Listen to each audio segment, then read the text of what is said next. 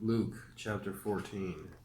Jesus at a Pharisee's house. One Sabbath, when Jesus went to eat in the house of a prominent Pharisee, he was being carefully watched. There in front of him was a man suffering from dropsy.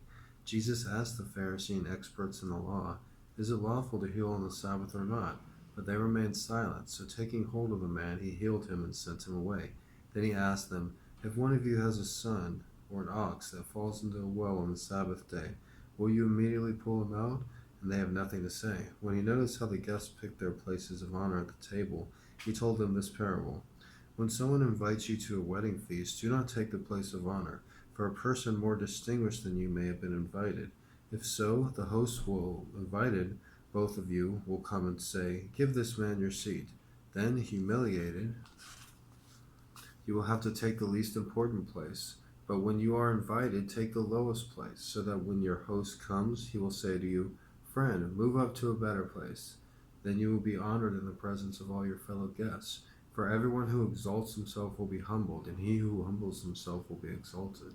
Then Jesus said to his hosts, "When you give a luncheon or dinner, do not invite your friends, your brothers, or relatives, or your rich neighbors. If you do, they may invite you back, and so you will be repaid. But when you are given a banquet, invite the poor, the crippled, the lame, the blind, and you will be blessed. Although they cannot repay you, you will be repaid in the resurrection of the righteousness." The parable of the great banquet. When one of those at the table with him heard this, he said to Jesus, "Blessed is the man who will eat at the feast in the kingdom of God." Jesus replied, "A certain man was preparing a great banquet and invited many guests. At the time of the banquet, he sent his servant to tell those who had been invited, 'Come, for everything is now ready.' But they all alike began to make excuses. The first said, 'I have just bought a field and I must go and see to it. Please excuse me.' Another said, 'I have just bought 5 yoke of oxen and I'm on my way to try them out. Please excuse me.' Still another said, 'I just got married, so I can't come.' The servant came back and reported this to the master. Then the owner of the house became angry and ordered his servant, 'Go out quickly into the streets and alleys and towns and bring me the poor, the crippled, the blind, and the lame.' 'Sir,' the servant said, 'what you ordered has been done, but there is still room.' Then the master told the servant, 'Go out to the roads and country lanes and make them come in, so that my house will be full. I tell you, not one of those men who are invited will get a taste of my banquet.'" The cost of being a disciple. Large crowds were traveling with Jesus, and turning to them he said, "If anyone comes to me and does not hate his father or mother, his wife and children, his brothers and sisters, yes, even his own life, he cannot be my disciple. And anyone who does not carry his cross and follow me cannot be my disciple. Suppose one of you wants to build a tower. Will he not first sit down and estimate the cost to see if he has enough money to complete it? For if he lays the foundation and is not able to finish it, everyone who sees it will ridicule him, saying, 'This fellow began to build and was not able to finish.' Or suppose a king is about to go to war against another king. Will he not first sit down and consider whether he is able with 10,000 men to oppose the one coming against him with 20,000?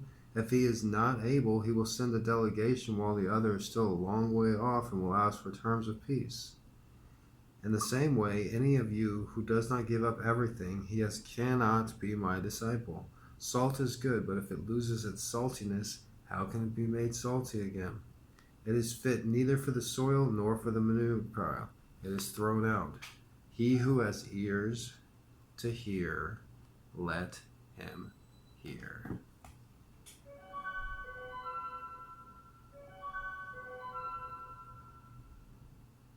That was Luke chapter 14. My name is GregoryJosephBrandt. I'm in Hawaii on the island of Oahu. Please subscribe and comment. I'm good at reading. That's why I'm recording this. I'm reading the whole Bible. I think it's a good idea. I wish I would have done it earlier, but better late than never. Don't forget to subscribe and comment.